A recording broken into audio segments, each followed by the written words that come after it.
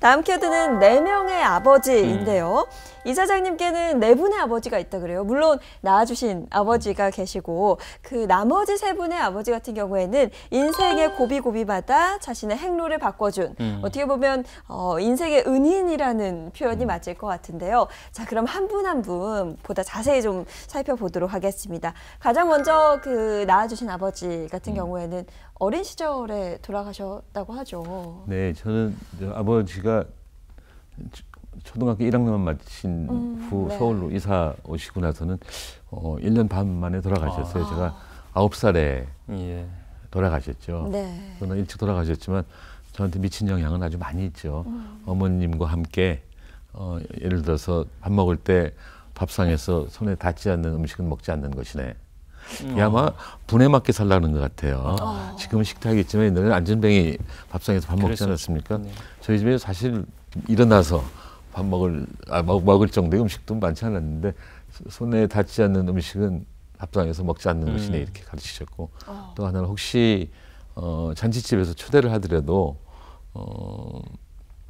3번 이상 간곡히 오라고 그러자면 가지 않는 것이네 이런 그 가르침을 주셨어요. 그래서 저는 그 아버지, 어머니를 포함해서 저희 부모의 영향이 일생에 크게 컸다.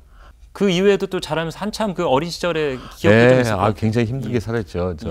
아버지가 돌아가시자마자 우리 어머니가 좋게 말해서 충청도 양반집에 저 며느리였던 사람이 뭘 할 게 있겠습니까? 네. 그래서 서울에 있는 지금은 없어졌지만 수도여자 의과대학이라고 나중에 국학대학인가 그리고 고려대학으로 편입된 의과대학이 있었습니다만 거기 병상 시트를 많이 받아다가 세탁을 했어요. 얼마나 많이 받았는지 뭐 우리 어머니가 다 못하시고 동네 아줌마들한테 하청 주셨던 것 같은데 그때 그 하청 조건이 공정했는지 안 공정했는지 알 길은 없습니다만 그런 식으로 하셨는데 그거 갖고 잘 안 되니까 저는 아버지 돌아가시고 고1 때까지는 점심 먹어본 적은 한 번도 없고 그다음에 아침 저녁도 전부 미국에서 그 당시는 강냉이 가루, 옥수수 가루를 원조 줬습니다. 그래서 그걸 갖다가 아침에는 옥수수 가루로 만든 떡 먹고 저녁에는 죽 먹고 살았죠. 그냥 뭐 제삿날 저희는 옛날 제사 지냈거든요. 요새는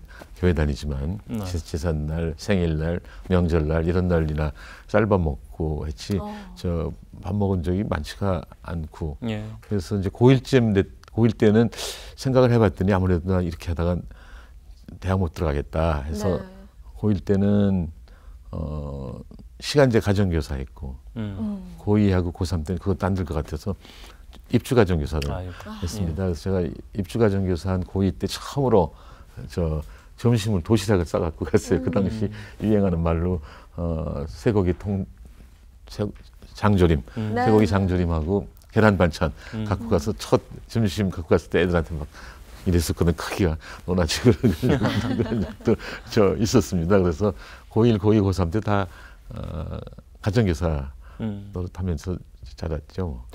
근데 아버지가 돌아가시고 근데 호적은 또 숙부님으로 돼 있습니까? 네, 이제 저는 저 둘째 아버지입니다. 저희 아버지가 큰 아들이고 아들이 둘이고 둘째 아버지는 아들이 없고 셋째 아버지 아들 하나, 넷째 아버지 아들 하나니까 그 큰 아들이었던 저희 아버지가 둘째 아버지한테 제가 차남이었거든요.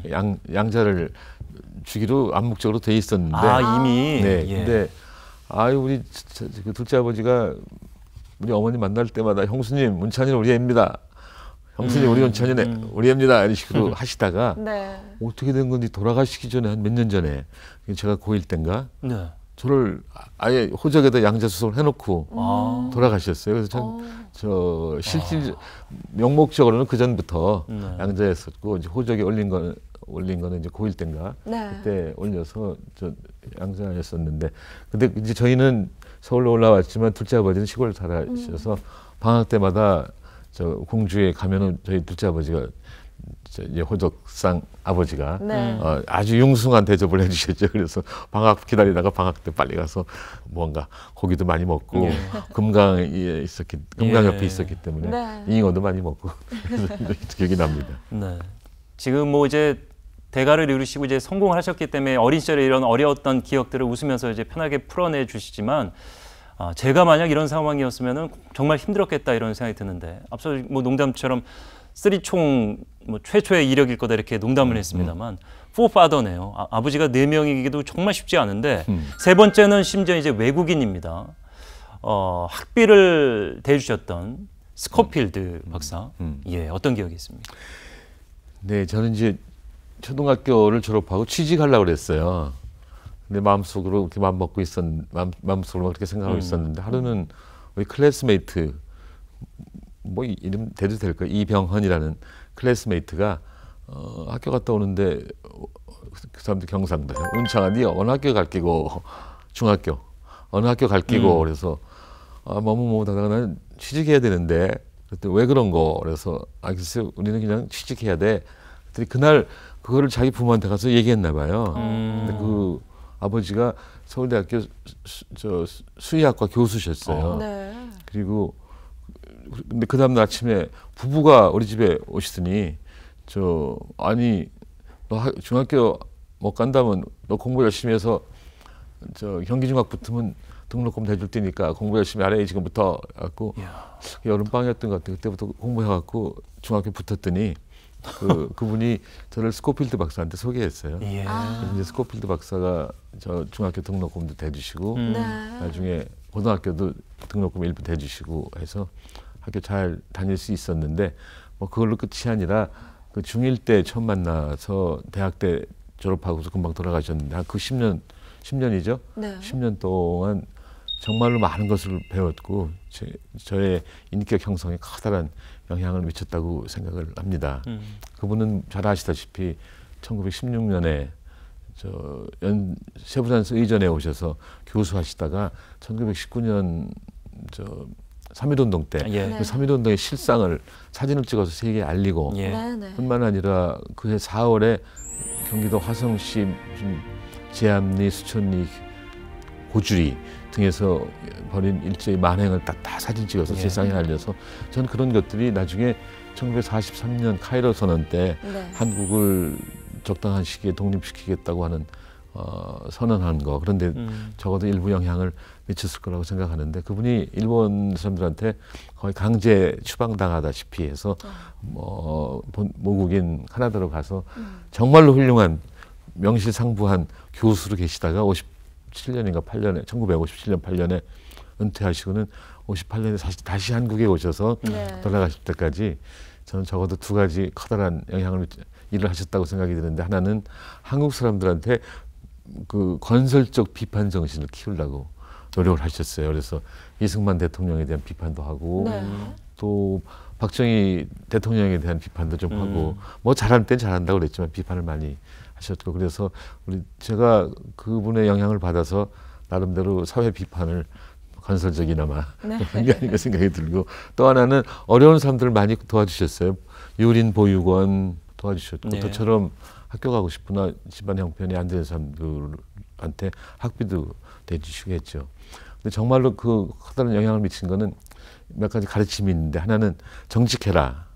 정직이 가장 경제적인 생활 방법이다. 한번 거짓말 해봐라. 덮으려고 또 다른 거짓말, 덮으려고 또 다른 거짓말 하게 되면 굉장히 많은 거짓말을 할 텐데 그렇게 거짓말을 많이 하고는 피곤해 살기 힘들다. 생활하기 힘들다. 두 번째는 어려운 사람, 특히 선한 어려운 사람은 비둘기의 자애로움으로 대하고 강한 사람, 그러나 정의롭지 못한 강한 사람한테는 호랑이의 날카로움으로 대하라. 그리고 또 항상 강조하신 것이 국가의 힘을 신장시키는데 노력을 해야 된다. 이런 말씀을 하셔서 그분이 저 대학 가는데 영향을 많이 미치시고 또 나중에 제 생활에도 영향을 미치신 게 동반성장하고 연결이 됩니다만 대학 갈 때 우여곡절 끝에 이제 마지막에 어느 과를 갈까 하는데 그분이 저보고 어디가 좋으냐 그래서 그래서 가르쳐 주십시오 했더니 경제개발 5개년 계획으로 성장은 됐는데 부나 소득의 분배 상황이 굉장히 악화되고 있다.